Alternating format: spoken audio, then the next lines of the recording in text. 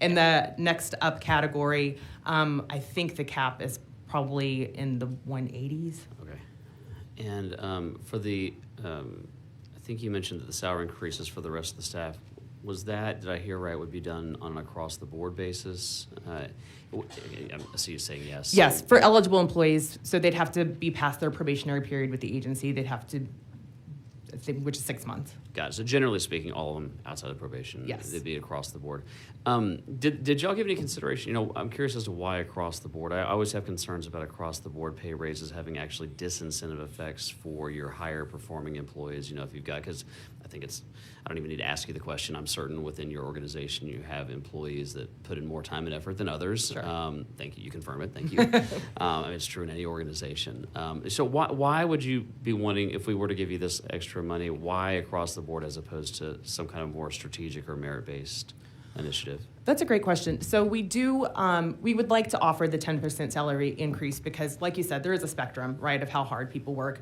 And we, with any leftover money we ever have, we do merit bonuses for those, to honor those employees and to thank those employees who've gone above and beyond throughout the year.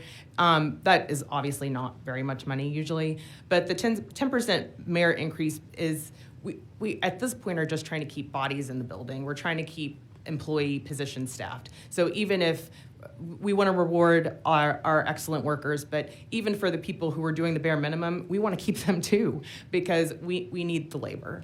I hear it. I just would ask that you consider, especially if you do get the money, I would ask that you consider some kind of strategic focus or merit-based aspect to that, because I actually think if the concern is talent retention, I actually can. I have a concern that across-the-board increases actually exacerbate the problem of your best talent possibly leaving. Because if you've got one of your higher performers being, you know, rewarded the exact same as somebody who sits next to them that's barely, you know, phoning the job in, I have real concerns you could be exacerbating the problem. So I would ask you to at least consider that. I appreciate that. Thanks. Thank you. Yeah. Ms. Nichols, I don't know if I heard this right, with the percentage increase in complaints or investigations, was that 70%? I don't know if I heard that right. It's gone up significantly. I think it is 70. 70%. Mm-hmm. It's the influx of licensees. Okay. And that was going to be my next question, is why do we have this?